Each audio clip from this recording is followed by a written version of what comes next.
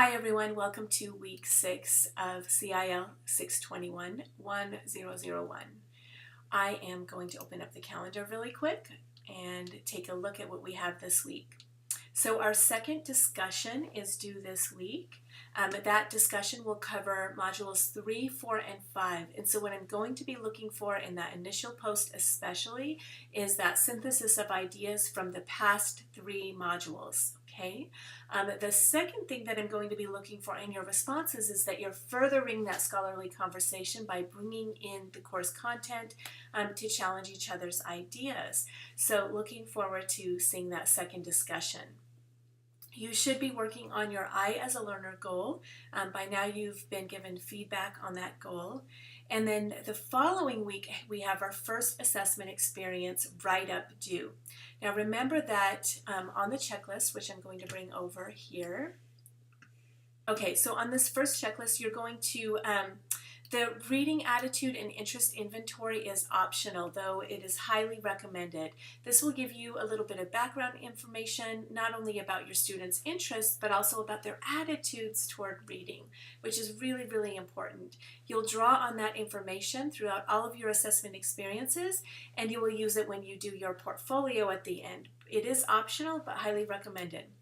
So in this first assessment experience, you've likely already given this to your student, but you're going to choose from one of these options in the elementary or in the secondary. Now remember that many of these assessments, if they're not already in your Flint and Cooter book, there are additional assessments listed here that are in the modules if you scroll down to the very bottom, and I'll cover that in just a moment.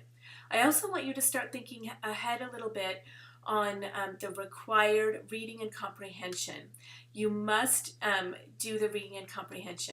One recommendation I do have for the reading comprehension assessments is that if you have a Spanish-speaking student that you're using for your AE experiences, I believe that Flint and Cooter does have the Spanish translated resources in their online supplement. So if you go to that code in the beginning, see if they have that there for you.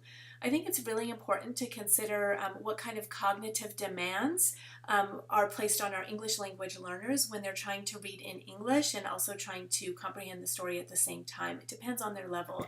You know that we have about 154 different languages spoken in CCSD. We're very linguistically and culturally diverse. So if you wanted to also give your students a translation of one of the passages that's in their home language, that's recommended as well.